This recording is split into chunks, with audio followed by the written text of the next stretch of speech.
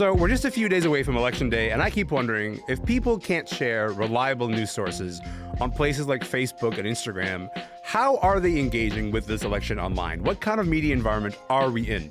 You know the drill. The group chat's here. They have a lot of thoughts. Let's go.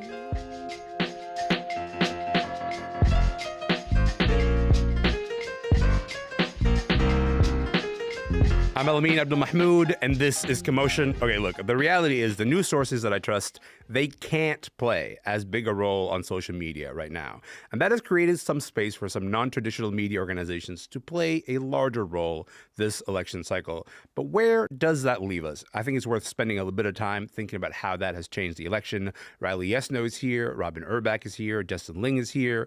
Riley, Robin, Justin, welcome to the show, friends. How's it going? Good. Hey, listen, it's been a long election, and even though it's been relatively short, it's felt long. But we are getting to the finish line. And Justin, I just want to ask you, I want to start with you. I think the first election that got called the social media election was the 2008 one. And that was because, hey, you could share some news, on Facebook with your friends. And that felt different than the previous elections. And so you sort of had this opportunity to say, this is a social media election. That has changed. If you try to share some news on platforms like friends on Instagram, your friends on Facebook and Instagram, what happens right now? Well, they can't see anything. Facebook and Instagram says, thank you, no thank you. You are verboten from sharing any of this news content because we are in a little fight with the government of Canada.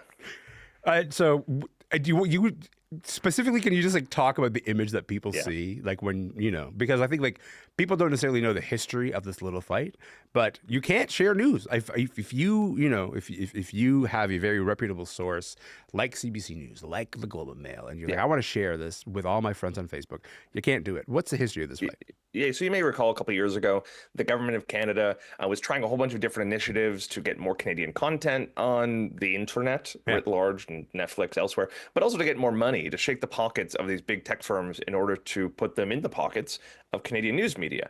And this shakedown effort was always going to end badly. The government of Canada was warned it was going to end badly, and guess what? It ended badly. Eventually, they managed to get about $100 million per year from Google. All right, cool. That has funded a bunch of journalism, or is starting to fund a bunch of journalism. Facebook and Meta, more broadly, has said, we're not going to give you the money, and we're going to hold fast. And now it's been multiple years of them doing exactly as they promised. So if you try and share an article, because Facebook does not want to give the government of Canada money for journalism, you see a little warning page as though you've just stumbled upon a malicious link that tells you, I'm sorry, due to the government of Canada being very mean to us and trying to make journalism whole after we bankrupted them by monopolizing the online ad market. You cannot see this news. Please go check another website or another outlet on Facebook or Instagram, like Sixbuzz or on Canada Proud or some other place that frankly does not share real news. It has made for, listen, if you want to coin it, we could call it the post-social media election because that's kind of what it feels like. I don't think I want to coin that. That sounds ominous and dark. So I leave that entirely. It is ominous and dark. I'll leave that entirely over to you. Robin, I remember when the Online Media Act was passed, there was something to me about the idea this wouldn't last. This standoff wouldn't last because surely places like Facebook and Instagram would eventually realize they play just too large a role in the dissemination of information for them to completely withdraw from that space. So someone was going to eventually blink, but they haven't. And we are now in an election. And because I can't share trusted news sources on Facebook doesn't mean that people stop sharing information. So what kind of organizations have stepped in to fill that void? So the organization really that has stepped in to fill the void, no one comes close, is Canada Proud, which is a right-wing, I guess you could call it sort of like an advocacy organization. It's been around for years, but I think the fact that the Online News Act has come in and basically put a blackout out there for legitimate news sources, it's really given Canada Proud the opportunity to monopolize the space, at least on Facebook. And that's what it's doing. If you look at its numbers now, it's grown to something like 635,000 followers, which is enormous when you just think of all those people sharing and reposting some of the things that Canada Proud is posting. And this election, they're quite unabashedly really trying to get Pierre Poilievre elected as a right-wing organization would do. But the stuff that they post, I mean, if you look at it, it's kind of like a mishmash of memes and videos and photos. And also what they do is they'll take screenshots of actual news sources or quotes or, takeaways from something that's legitimate news, and they'll post it, but they'll also skew it in some sort of way, so that it has the image of legitimate news. Like, it looks like real news, but it's been tweaked in some sort of way that's really misleading. And I mean, it's almost to the point where it's kind of funny, right? Like, I was looking at it the other day, and they posted this. It looks sort of like an infographic comparing Mark Carney's approach to foreign interference to Pierre Poilievre's. And Pierre Poilievre's, of course, was going to do everything, bring in the army, what have you. I'm exaggerating only slightly. But for Mark Carney, and I'll nearly quote it, I can't remember exactly, but it said something like, Mark Carney will allow foreign governments to meddle in our democracy, right? Which, if he said that on the campaign trail, I must have missed it. I have a feeling that's not exactly what he said. But doesn't seem to be a likely plank. Yes, yeah, continue. Right. Yeah. So Canada Proud is the major player. There's other much smaller groups online. I'm thinking of, there's one group called Canadians Against Pierre Poilievre, but it's not at all the same, right? There isn't the money, the organization behind it. It's just like a grassroots Facebook group. Yes, some misinformation comes from it, but we're talking about like 25,000 people in that group with no money behind it, compared to Canada Proud with 635,000 people following it and loads of money and organization behind it. Riley, how is this playing out in real life? Like, what are you hearing in terms of where people are getting their election information? Yeah, I mean, I find it scary because even though there can't be news on so many of these platforms, people do still feel like that they're getting all their information from these platforms. So yeah, it makes sense that we're talking about who are these other actors here. And I think that there is this, like, maybe it's much smaller, I think, than the big players of Instagram, Facebook, X. But like, there is, I think, a growing number of people who are on places like Substack and Discord and Blue Sky and Signal, who are still able to share information there and who get things there, but it's definitely more curated and probably is like very specific to their media ecosystem and their politics, and so it's not a big picture. I find, like, for me, I notice myself on my newsfeed, like, I follow these accounts that post year round and often not about elections at all. So like, I'm thinking like decolonize yourself or like indigenous.tv. And I usually follow them for like, I don't know, memes and like media updates. And then all of a sudden when the election comes around, they switch to posting more like left-leaning news. But and people are sharing them that I know and liking them. And I'm like, why? In a way, then I have a moment of being like, we're sharing indigenous.tv as like the news of this campaign. Yeah. So there are, like, I guess, like these unlikely voices and players that have entered into the elections race, both on the right and the left, though I do agree that I think the left is much worse at it and has like less of a presence and power perhaps there than the right does. I want to come back to the left being maybe not as good at this, but I think I want to pick up on something really important that you said there, Riley, which is the idea that even though on Facebook and Instagram currently you can't get reliable news sources because those news organizations can't share their work, Robin, there's a real sense to that the people's sense of getting proper news hasn't really dropped. And there's been some polling done on this. So people are like, yeah, I wasn't aware that I wasn't getting news on those feeds. And it's like, you literally cannot access the traditional media sources. So what news are you in fact getting?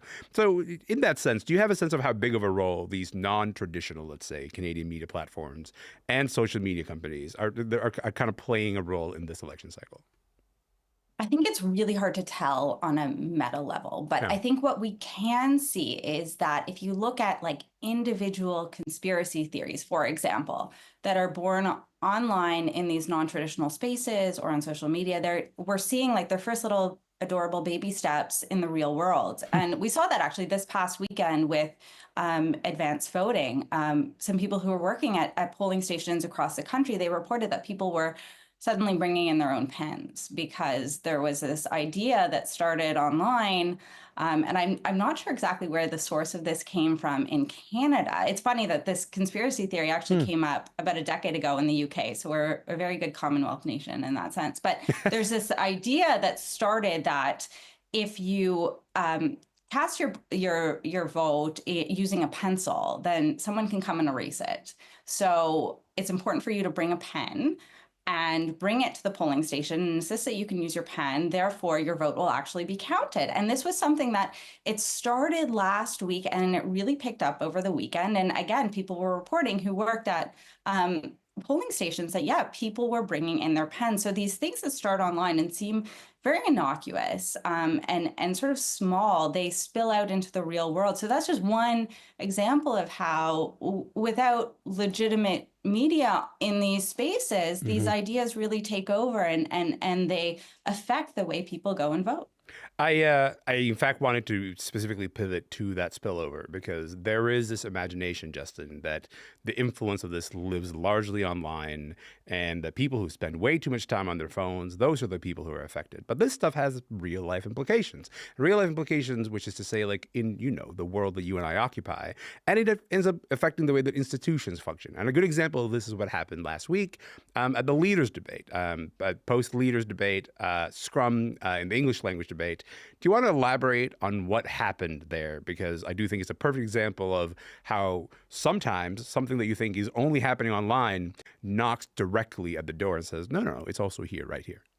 Yeah, I mean, the really, really short version of it is that a constellation of right-wing broadcasters, including Rebel News, the biggest of the lot, which is, not a journalism organization. It is registered with Elections Canada as a third-party advertiser. It has spent hundreds of thousands of dollars, both initially through Ezra Levant's third-party advertising firm and then kind of flowing through to Rebel News Network Limited. They've spent hundreds of thousands of dollars advertising against Mark Carney, right? So they are advertising a political partisan organization. They showed up to the debates. They got accredited after a bunch of legal threats. They got room for 16 of their staff, and they decided to monopolize the post-debate scrums, and then so kind of disrupted the initial French debate that after the English debate, they canceled all the scrums. They got their way. They were inside meddling with the election, with the debates, and they were outside driving a box truck around that said Mark Carney has ties to Jeffrey Epstein and that he is a big fan of Hamas, right? Like, this is all of the weird, kooky Twitter conspiracy theories just, kind of metastasizing in real life and actually disrupting a thing that is really important, right? The leaders debate and the access journalists get to our leaders afterwards. And I know there were so many people at home watching TV going, what's happening? Who are these people? Yeah. How did they get here? How did we get here? And it's really a shame. I just want to be clear here that, as you can imagine, Ezra Levant contests some of the claims that you have made. He does. And you and Ezra had a somewhat heated exchange after that English debate was canceled. After that English debate scrum was canceled. Actually, why don't we hear a little bit of that exchange? Can you talk about the $180,000 you're spending to do advertising, voter contact, both through For Canada and into Rebel News Network Limited? See, you're wrong on that, and that's what concerns me, is that For Canada is a different group that was registered. It paid $170,000 to Rebel News Network Limited. Isn't that not true? You're getting your facts wrong, Justin, and I want to make sure you're careful. We want to make sure you're canceled was the I want comment to get that he canceled. said there. So I look, I all of that being said, I think like the idea that it affects the post-debate scrum, which is where media organizations go to ask hard questions of those leaders, that's a really important space. That's a really important space, especially immediately after the debate. Riley, how did you feel about this, about the idea that the leaders scrum gets canceled in this kind of context? I mean, it was disappointing, but it wasn't, I guess, maybe necessarily shocking. I had seen some I guess, things this election related to the media and the role of the media that I hadn't seen in elections previously. And so the idea that it could come to this like outright cancellation of something that seems like a media staple, like the scrum, wasn't, preposterous. So like I, had seen before, CBC reported on the way that the Conservatives, for example, had a much tighter knit crew of media that they were allowing access to them leading up to this point in the campaign. I've seen many discussions online about what is legitimate and illegitimate media to be allowed in these spaces. And I think trying to obscure that, and I think that there is a clear answer. Like, for example, Rebel News, as registered with Election Canada, should not be considered like a nonpartisan media, legitimate journalist enterprise. But then people will throw things out and be like, well, what about these like very explicitly progressive leftist leading journalistic things? And they try and make these like equivalences, and having that debate. And I think having those blurred lines ultimately just serves to favor those right-wing news sources that we've been talking about, and keeping us caught there. And so I think that there's just such maybe like a storm of nonsense happening in terms of like how we as the media and as media outlets are asserting ourselves and defining ourselves, that like this is also happening. It just so happened to happen also at the same time that this election was taking place and that this scrum was taking place, and so that's something that I would love to see a lot more leadership on as well. And I think that especially legacy media has been very, very bad at in terms of establishing what is the lines here that we can at least lean back on. That's a whole other can of worms. Well, I was gonna say, I just like the phrase "a storm of nonsense happening." I think that feels resonant to me as we sort of dissect this, because if you're trying to explain to somebody, to say like, "Hey, Rebel Media got a chance to ask several questions after the French debate, and then several questions, and then after that they interrupted they managed to sort of have they didn't manage, but the debate commission felt like we had to cancel the English leaders scrum after the debate, like that's pretty significant influence. If folks are just joining us, my name is Elamin Abdelmahmoud, and this is Commotion. And we're talking about the ways that social media and non-traditional media have showed up this federal election. Riley Esno is here, Justin Ling is here, and Robin Urbach is here. Justin, we've mentioned some of the names of the platforms here. We've mentioned Rebel News, Juno News is one of them. There's Moose on the Loose on YouTube. We've mentioned Canada Proud, but something that really struck with me was one that you mentioned off the top of the show, because this really popular Instagram account, Sixbuzz, got some pretty rare FaceTime with Pierre Poilievre. Why don't we just hear a little bit of how that went? Hey everyone, Pierre Poilievre here, answering questions for Sixbuzz. And I am Anna Poilievre here, Pierre's wife, here to ask the questions.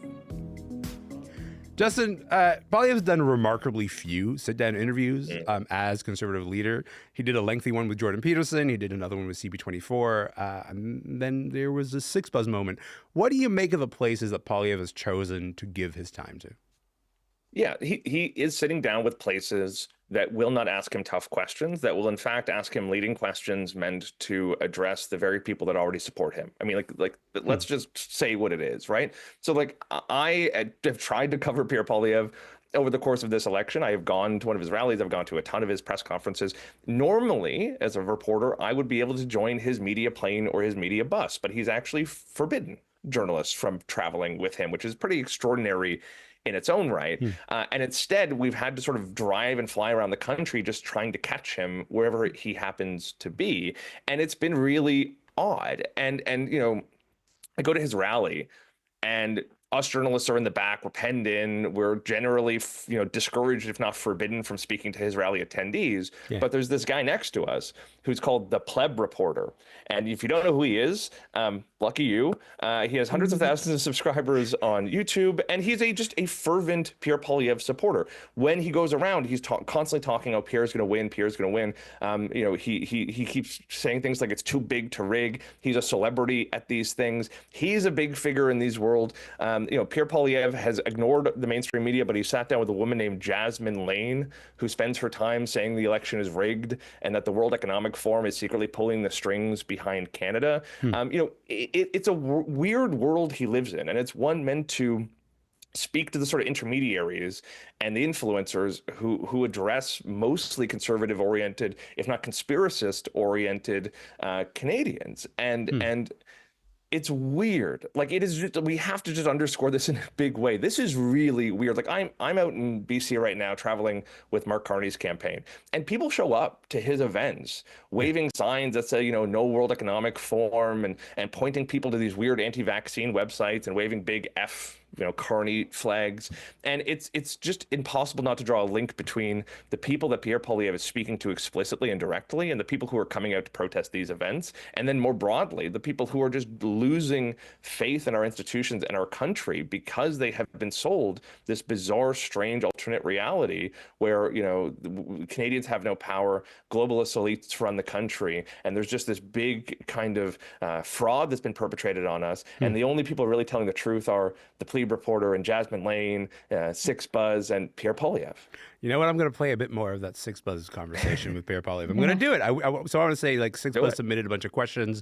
They were asked by Poilievre's wife, Anna, and then here's what he said when he was asked about his musical taste. My musical tastes are pretty eclectic. When I thumb through my list, it's like anything as random as Led Zeppelin to Louis Armstrong. You know, I do play some faster music when I'm working out occasionally. And then you have even no obviously some country music because I grew up in Calgary. Yeah. So there's always some of that on my playlist. And he has no choice but to listen to Latin music, That's obviously. True. That's true. Even though you make up some lyrics. What lyrics do I make up? Well, you say, we go to Home Depot, yo quiero estar contigo, vivir contigo. We go to Home Depot. We Yeah. go to Home. Yeah. That's what I thought the song was about. Some guys who needed to get some building supplies, and they needed a 2x4 and some It's hammers. not. It's Enrique Iglesias, and it's really good. Robin, what's your take on why he gave that interview? Well, I think what he's trying to do, and what I would actually say that he's doing quite successfully and has been doing really since he became conservative leader, was building an online presence and appealing to younger Canadians. And we saw him during the debate, actually. He took a moment where he spoke directly to young Canadians. And I would actually say that it's working. And if you look at the polls, I think Nanos came out with one just a couple days ago, and it showed this really stark divide between boomers who are supporting Mark Carney and the Liberals and younger people. If you look at the 18 to 34 demographic, I think it was something like 47% supported Pierre Poilievre compared to 30% for Mark Carney, which is a significant gap. And it's not quite an inversion, but it's certainly different from what we saw in 2015 when Justin Trudeau's Liberals had the younger adult vote and the Conservatives were seen as like the party of like old staunchy men who were just talking about their retirement savings. So I think it is working for Poilievre in a sense, but I think there was a point in the campaign where I would have expected that his campaign would shift its social online media strategy and its mainstream media strategy. Like, I understand, and what Justin's saying is true, like this guy can't stand the mainstream media. That's been true forever. But the party has a real problem with boomers now. Like, the boomers are flocking to Carney, and boomers go out and vote. So even if you have the support of millennials and Gen Z who now outnumber boomers, we can rely on the boomers to go out and vote. So it's a problem. And it's also a problem for Pierre Poilievre because of what we were talking about earlier, the fact that there is this news blackout on Facebook. And if you're trying to appeal to boomers who might be put off by the Canada Proud type of news, and I say that with air quotes, but they're on Facebook, right? Like boomers, that's where they live in terms of the social media ecosystem. They're on Facebook. So Pierre Poilievre can't reach them with mainstream news on Facebook. I would have thought that his campaign would have made a pivot to perhaps have a sit down with a national news organization for an interview. We know that Pierre Poilievre can handle it. And if he can't reach boomers through news on Facebook, he's got to do it with that evening news or the Sunday political panels or whatever it is. And he didn't do it, right? I think it's too late to do that now. But if you want to speak to boomers, that's how you do it. I think it's his obstinance that sort of obscured the tactical strategy. So he's done really well with younger people online, but it's those boomers that he just can't make inroads with. The reason I was asking you that is because I saw your tweet from yesterday where you said, you know, like at this point, what do you have to lose? What do you have to lose in terms of like sitting, there's an understandable reason why you would hew to news organizations and to media organizations online, and it is in fact working for him. But what do you have to lose in terms of at least talking to a traditional media source at this point? I want to flag two things. One is that we are clearly about to run out of time on the radio, and we have so much more to talk about. I have a Mark Carney clip that I want to talk about in just a moment. So I'm going to just take a moment to say goodbye to our radio audiences. Our YouTube stream audience is going to continue. There's going to be a longer version of this conversation on the podcast version. But in the meantime, if you're listening on the radio, please find the longer conversation. It will be on our podcast feed or on YouTube. I've been speaking with Justin Ling and Riley Esno and Robin Urbach, and we have been talking about this year's election and how it's playing out online. I think we have a lot more questions to get to, so we'll have that conversation in just a moment.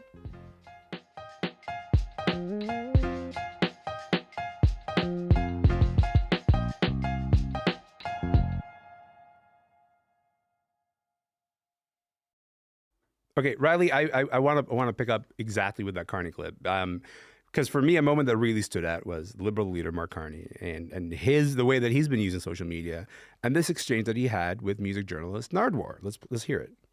June the 29th, 1982. That would be, if it's music, it could The Kins. Kinsman Fieldhouse Clash. I Combat Rock tour. Yes. And I have a gift for you, Mr. Carney. The Clash Cost of Living EP with what song is on it? I Fought the Law, which is they played as the encore. And it was really cool because the lights came out. They had these lights and it shone out of the thing. And that's a gift for you. That is fantastic. That is fantastic. Oh, Riley, why would Carney go on Nardwuar's show? I think for the same reason that Pierre Poilievre goes on all of the other shows we just talked about that he does. I think that we forget, as much as I would like, and I think a lot of us would like to think that when people vote, that they like do a nice analysis of all the policies and the platforms that the parties put out and that they do all these things. Yeah. Like voters are we're extremely emotional as opposed to rational. And so a huge part of why people vote is always been because they're like, I don't like that guy and I like that guy. Like it's vibes, for lack of a better word. And you don't get a lot of chance to show that off when you're when you're trying to go into a scrum or you're in the leaders debate, because there it's supposed to be very serious. You're supposed to be talking about the issues. These places offer a platform for the party leaders to be able to show a little bit of their personalities, which is really important for that piece about, do I like this person, which people do vote on. And so that's why I think that Pierre Poilievre was like, when people were shocked when he first of all went on Jordan Peterson, that was a thing on my news feeds. Everyone's like, I can't believe he went on with Jordan Peterson. I was like, of course he did. Yeah. He's showing his base and this audience of people that he wants to reach who he is, and that he listens to the same types of podcasts and he does this sort of thing. And this is something I think we talked about last time I was on here, which is that like leaders, I think maybe their campaign strategists have realized now, is that we don't need the leaders to be relatable, but we need them to be authentic to who they are. Like Mark Carney on Nardwuar, he comes across as like the kind of like weird stiff dad that like I think he is, right? And that's fine, but this is the chance that he gets to show it, and not on like CBC News at like whatever at night. And I think that that's why there's a meaningful question as to whether it's just vibes elections from here on out, like just everywhere, like whether this is going to be just like one of the I mean, in many ways a lot of elections are vibes elections. We just like don't like to necessarily admit that. Robin, there is a reality here that parties will have to pivot to use the tools that are in front of them, which is to say, if news organizations endorsing you and opinion columnists writing favorably about your platform can't reach audiences, can't reach Canadians on places like Facebook and Instagram, they still have to pivot and leverage social media in a different way. How have you felt about the way that party leaders have used social media this election? I think Pierre Poilievre has done it really well. And I don't think it's just this election, actually. I think he's leveraged social media to his advantage forever, really. I mean, certainly since I would say he really picked it up in earnest when he was just an MP in opposition benches. What he would do is he would take these clips of him just giving hell to Justin Trudeau in question period. And he would post it on Facebook, and people would go wild. And that's how he really built up his notoriety. And then when he became leader of the Conservative Party, he leveraged that to put out these like astonishingly long by political standards and even YouTube standards videos talking about policy. So he would put out these like 10-minute videos talking about housing or Canada's debt, and they got incredible numbers for a political YouTube video. And he's just continued to do that throughout the election. And I think that has translated into enthusiasm for him as an individual. Like, I think when you see these people lined up by the thousands for his rallies during this campaign, they're not lining up to see the guy in the suit who was standing outside like a retirement home talking about raising the threshold at which seniors will have to pay taxes on earned income or whatever. That's not the guy that they're excited about. They're excited about the guy who gave the government hell in that video that they saw posted on Facebook. So I think out of all the party leaders, he's done it really well, and he's done it really well for a long time. I would just say, Justin, like for me, this rise of non-traditional media platforms that we're talking about here, it's happened a bit more in the United States in a way that has happened maybe across the political spectrum. I think you could sort of make the argument that it exists a little bit on the left, it exists quite a bit on the right, but also it does exist meaningfully on the left as well in the United States. In Canada, it does feel like the political right is doing a bit of a better job utilizing non-traditional media spaces to its advantages. I'm curious if that's how you also see it here. Yeah, for sure. And I mean, like, let me preface this by saying, I don't have a problem. I actually think it's a good thing that political leaders are going to alternative spaces, especially if that's where people who don't normally vote or care about politics are. I think that's a really good thing, actually. I think it's bad when those spaces are conspiratorial and misinformation oriented, right? Like we talked about Sixbuzz earlier. Sixbuzz had a real problem during the pandemic of just spreading complete nonsense. It just spread a bunch of racist dogma and garbage. And I mentioned, you know, Jasmine Lane and the others, but like Pierre Poilievre has also gone on a podcast called The Knowledge Project that like reaches young men who care about investing and like the markets, and like that to me is great.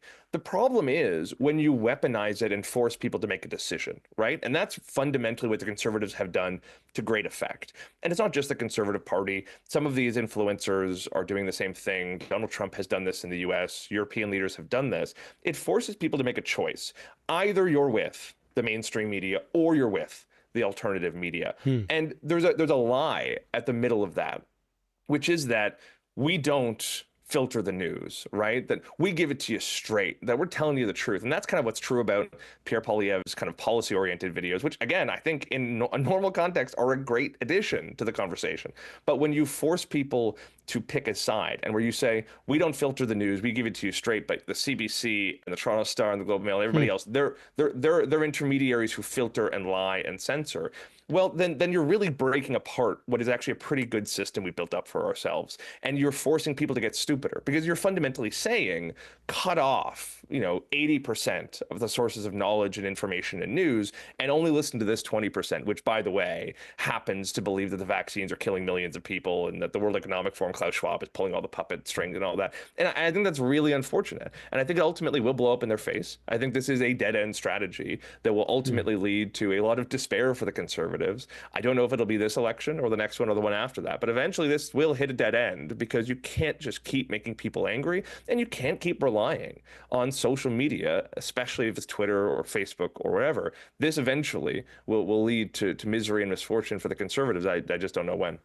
I think just the phrase "forcing people to get stupider" is also going to be one of those things where people go like, "That's going to stick around in the old noggin for a minute." Riley, I want to give you the last word here. Do you get the sense that the left is falling behind in this country when it comes to how to utilize these spaces? Maybe not to the nefarious means that Justin is talking about, but just how to utilize non-traditional media spaces at all. Totally. I totally think so. I feel like that they're like trying to now climb up this mountain that has already been built by like the right for the last several years, as we've discussed. I think that part of it, and maybe they've seen the error of their ways now, but is that a lot of, again, the big legacy media felt for a long time like social media was kind of beneath them, or like unserious in a way. Like they'd share their own articles, but they're not making like TikTok videos talking about it, and that sort of thing. And they're not having like a real presence in the way that the right wasn't afraid to take up, that Jordan Peterson and Joe Rogan and all of these people like weren't afraid to take up. And so now that's changing, I think. But we are seeing that they're now in the process of building that fan base, of getting that recognition out there, being a person online that viewers can trust. And that takes time. And I don't think it happened in time for this election. Will it be different next time? Maybe. But I think that they have to learn that lesson really quickly. I think maybe the most popular or famous example right now of how they're still failing at this, right, would be we saw Rachel Gilmore, for example, get axed from a CTV segment, and that they thought that was going to be CTV. The producer seemed to think that it was going to be good for them to be able to not have somebody who was like quote unquote controversial on their show. And this has only really served to make viral moments for her and then get picked up by the Nat Observer and all of those things. But so this perception, I think, that still exists. The point is within legacy media organizations that having loud voices, controversial voices, like whatever on the right or on the left, sorry, is going to be not good for them. I think it's inevitable. I think that's what the social media landscape also is now. And so there's an element, I feel like, of where we have to hold rigor, but also you have to get with it. And I don't know how we're doing that just yet. Hold rigor, but also get with it. Right. Listen, I did say Riley was going to have the last word, but Robin, I got to ask you about that idea. Do you feel like traditional media spaces are abandoning the ways, the places where people actually are and are actually having these conversations by not playing with these tactics as well? It's tough to say. I mean, you see it happening a little bit, right? And it depends on which organization you're talking about. And I think there's been a real effort to try and engage younger consumers of news at the places where they are, right? But it's a difficult thing. It's a difficult thing for these legacy media operations to adapt. It's hard to, I mean, when people are already on TikTok, right? And you're going to throw one of your reporters on TikTok, yeah, you can get in that For You space, you can get on people's feeds, but there's a branding exercise that I think is difficult for some legacy media to overcome. I almost see it as complementary in a way. And I don't know that that's a sustainable way of seeing it, but I do see that there are spaces for these distinct sort of media entities to coexist and feed off of each other in a complementary way, and not necessarily for every organization to be everything.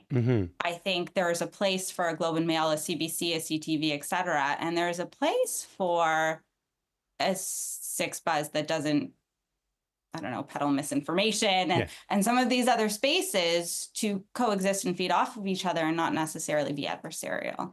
I think what's emerging, obviously, is a question. What's emerging is like a question that we're asking ourselves about how these spaces get used and what place they occupy in this country.